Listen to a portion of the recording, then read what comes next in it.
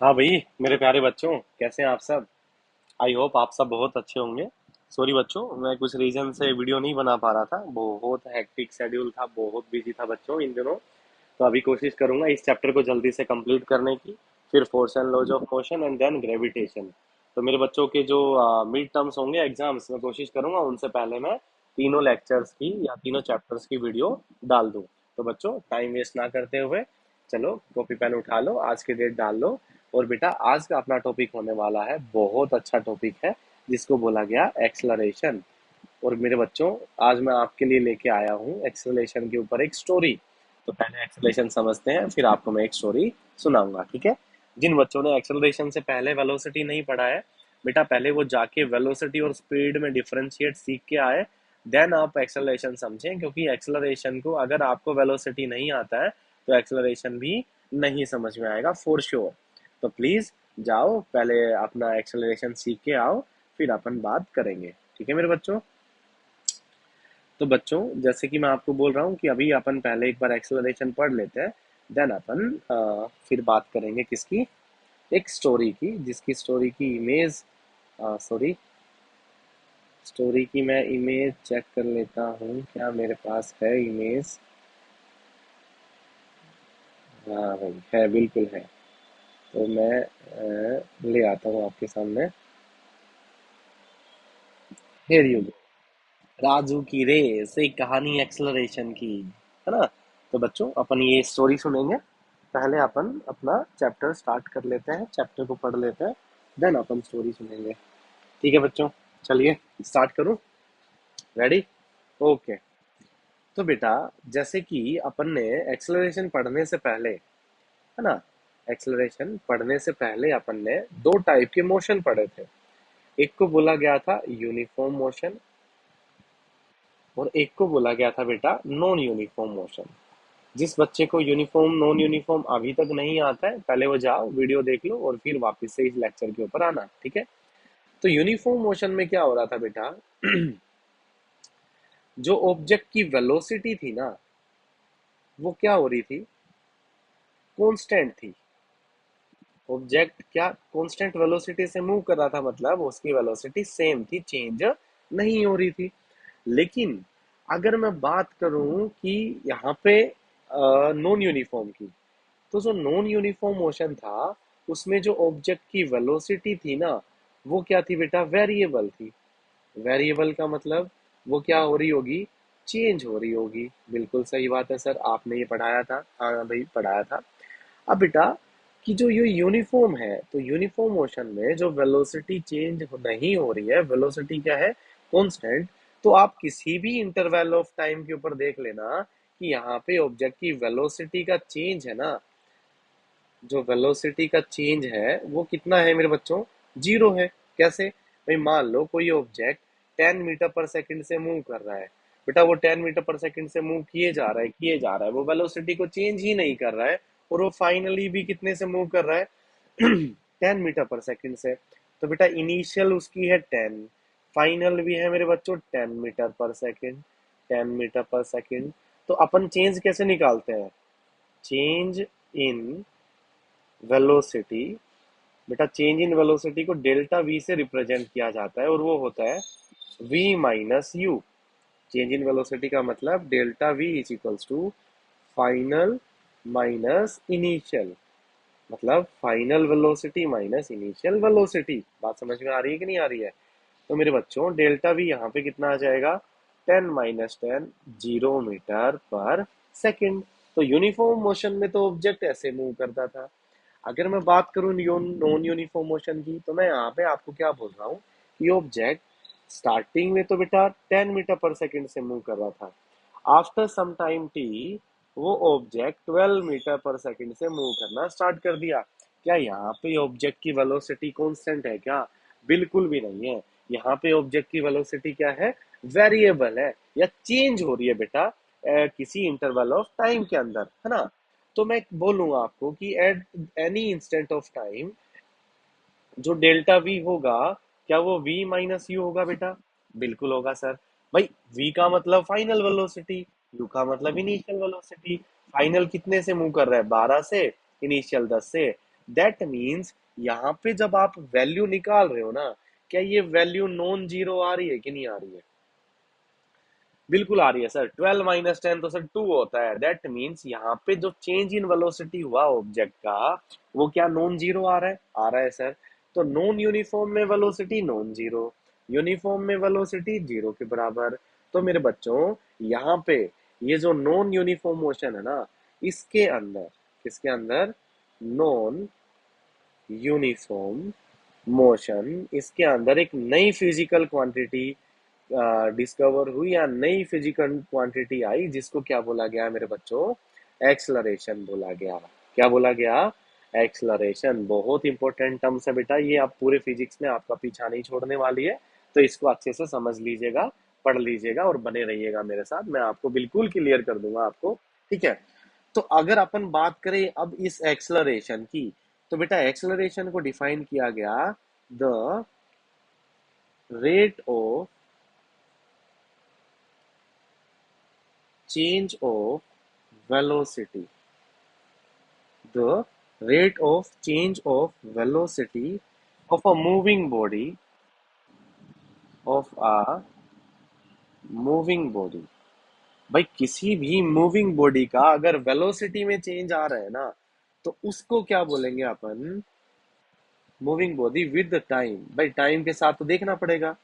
The rate of change of velocity of a moving body with time is called, उसको क्या बोला गया? Acceleration बोला गया। अरे बच्चों क्या बोला गया? एक्सलरेशन बोला गया। दैट मीन्स, क्या मैं बोल सकता हूं क्या? Acceleration is equals to change in velocity upon time taken. क्या आया भैया? Acceleration change in velocity upon time taken. लेकिन भाई मैंने आपको यहाँ पे बताया कि बट, लेकिन आप क्या बोल सकते हो, जो चेंज इन वेलोसिटी है ना, चेंज इन वेलोसिटी, उसको क्या बोला गया मेरे बच्चों? Final velocity minus initial velocity. कौन सी velocity? Final velocity minus initial velocity. और आपको पता है फाइनल वेलोसिटी को रिप्रेजेंट किया जाता है v से, इनिशियल को u से। तो मेरे बच्चों यहाँ पे जो एक्सलरेशन का फॉर्मूला आएगा, वो किसके बराबर आएगा? कि acceleration is equals to v minus u by t. ये है मेरे बच्चों important formula. Acceleration is final velocity minus initial velocity upon time t. ये जो एक्सलरेशन है, it is represented, it is represented by a, है ना? इसको ए से रिप्रेजेंट किया जाता है। अगर मैं इसको ए से रिप्रेजेंट करूं, तो मेरे पास एक्सलरेशन आए v minus u by t. बहुत इंपॉर्टेंट फॉर्मूला है। कैसे यूज करेंगे, चलो सीखते हैं। एक ऑब्जेक्ट है मेरे बच्चों, इनिशियली वो 10 मीटर पर सेकेंड से मूव कर रहा है। दैट मीन्स ये उसकी क्या है? इनिशियल स्पीड है, इनिशियल वेलोसिटी है। मैंने देखा after t is equals to 10 second, कितने सेकंड? 10 सेकंड में जो ये ऑब्जेक्ट है, वो 12 मीटर पर सेकंड से मूव कर रहा था। तो क्या ये उसकी फाइनल वेलोसिटी होगी कि नहीं होगी? बिल्कुल होगी सर। तो मैं आपसे पूछ लूं, what is the acceleration of the object? तो मेरे बच्चों आप क्या बोलोगे? सर ये तो हलवा दे दिया आपने। भाई एक्सलरेशन अभी तो आपने बताया v minus u by T. भाई आपको पता है कि v की वैल्यू है सर 12, u की वैल्यू है 10, अपॉन टाइम की वैल्यू है कितना? 10 सेकेंड। तो क्या मेरे बच्चों, अच्छा इसको आप अच्छे से थोड़ा उधर लिखते हैं अपन, यहाँ से आपको मैं यूनिट भी बताऊंगा एक्सेलरेशन की, देखना ध्यान से। Acceleration is v minus u by t. तो मेरे बच्चों v की value 12 metre per second, minus u की value 10 metre per second, time की वैल्यू मेरे बच्चों 10 सेकेंड्स। तो यहाँ पे आया 2 metre per second upon second. That means मेरे बच्चों यहाँ पे आ गया 2 मीटर पर सेकेंड स्क्वायर। अब ये जो मीटर पर सेकेंड स्क्वायर है ना, ये क्या है बेटा? यहाँ पे इसकी क्या है मेरे बच्चों? बोलो बोलो। यूनिट है, एसआई यूनिट है ना। तो यहां से अपन को एक बात और पता चली, SI unit of acceleration is metre per second square. ठीक है मेरे बच्चों। अगर मैं बात करूं ये कैसी क्वांटिटी है, तो बेटा ये है एक वेक्टर क्वांटिटी, और इसकी direction along the direction of velocity होता है। ठीक है, कैसी क्वांटिटी है? वेक्टर क्वांटिटी है। बात समझ में आई कि नहीं आई? ठीक है, चलो आप थोड़े एग्जांपल्स कर लेते हैं। Example number one. One number example में मैंने क्या बोला? कोई ऑब्जेक्ट है 10 मीटर पर सेकंड से मूव कर रहा है। आफ्टर 5 सेकंड्स मैंने देखा वो 10 मीटर पर सेकंड से ही मूव किए जा रहा है, तो उसका एक्सलरेशन कितना होगा? तो सर, ये तो ऑब्जेक्ट क्या कर रहा है? सर ये तो यूनिफॉर्म मोशन कर रहा है। और आपने बताया अगर ऑब्जेक्ट यूनिफॉर्म मोशन करता है ना, तो इस केस में जो चेंज इन वेलोसिटी है, क्या है मेरे बच्चों? Change in velocity of an object is equals to zero. अगर चेंज इन वेलोसिटी जीरो है, दैट मीन्स एक्सेलरेशन भी क्या हो जाएगा? जीरो। क्यों? क्योंकि एक्सेलरेशन तो होता ही क्या है? Change in velocity by time. अगर ऑब्जेक्ट का वेलोसिटी में चेंज जीरो, तो बेटा एक्सेलरेशन भी 0 मीटर पर सेकंड स्क्वायर आ जाएगा। बिल्कुल सही बात है। सेकंड एग्जांपल की बात करते हैं बेटा। सेकंड एग्जांपल में क्या बोला? आपको बोला गया कि भाई कोई ऑब्जेक्ट स्टार्टिंग में तो वो 10 मीटर पर सेकंड से मूव कर रहा था। After some time t is equals to 4 seconds, वो जो ऑब्जेक्ट है ना मेरे बच्चों, 8 मीटर पर सेकंड से मूव कर रहा है। किससे मूव कर रहा है? 8 मीटर पर सेकंड से। तो इस केस में बताओ एक्सेलरेशन क्या होगा? सर अब तो फंसा दिया आपने। भाई इनिशियल है 10 मीटर पर सेकंड, फाइनल है 8 मीटर पर सेकंड, टाइम की वैल्यू है 4 सेकंड। तो एक्सलरेशन आता है मेरे बच्चों v minus u by t. v की वैल्यू है 8 minus 10/4, that means -2/4, that means -1/2 metre per second square.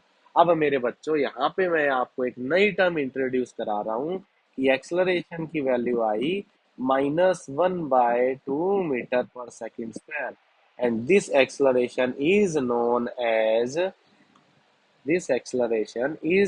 as retardation। यहाँ पे क्या किया है ऑब्जेक्ट ने? रिटार्डेशन किया है। रिटार्डेशन का मतलब नेगेटिव ऑफ एक्सलरेशन। आप क्या बोल सकते हो?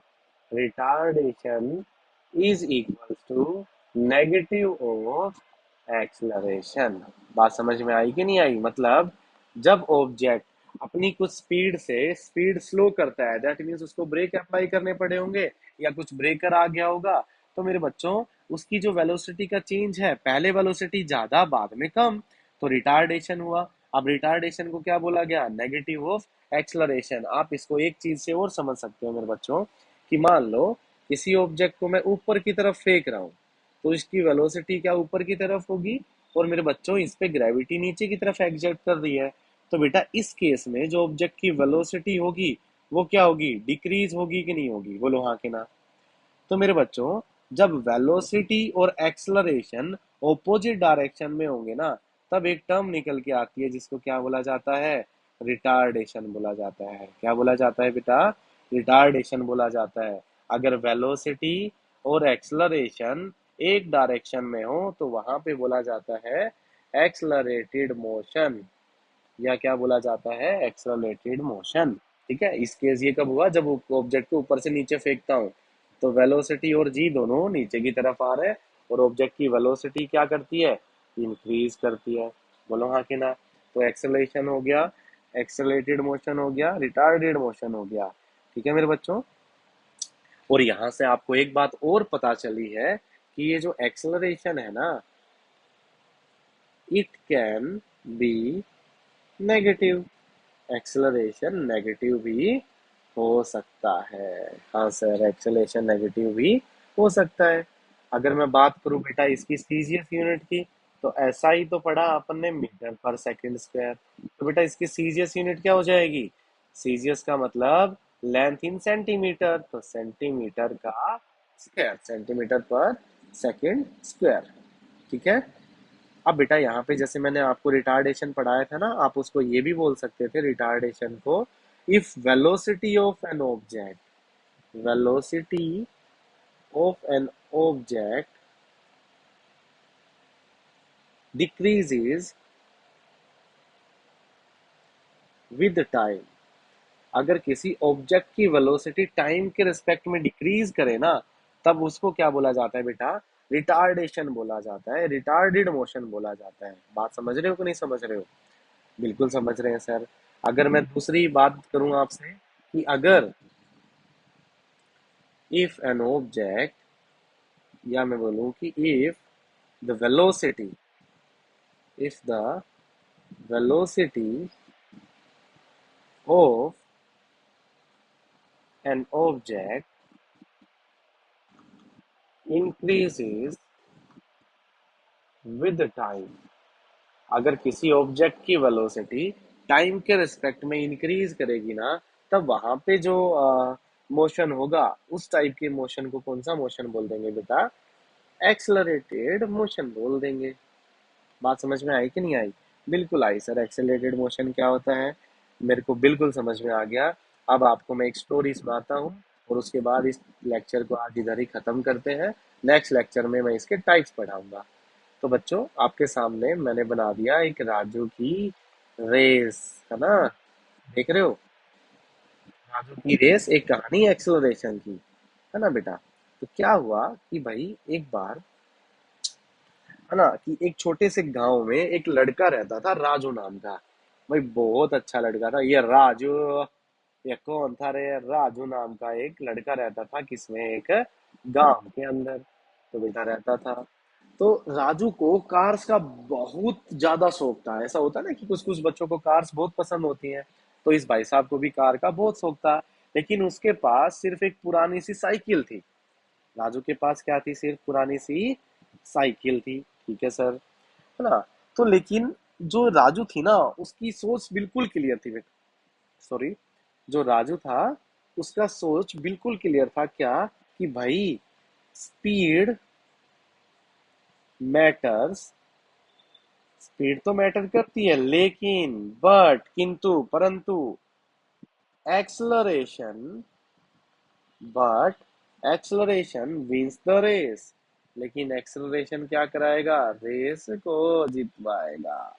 अब बेटा क्या हुआ कि आगे हुआ कि एक दिन गांव में रेस रखी गई। क्या रखा गया गांव में? रेस रखी गई। तो बेटा वो रेस किसकी थी? Cycle race. ठीक है।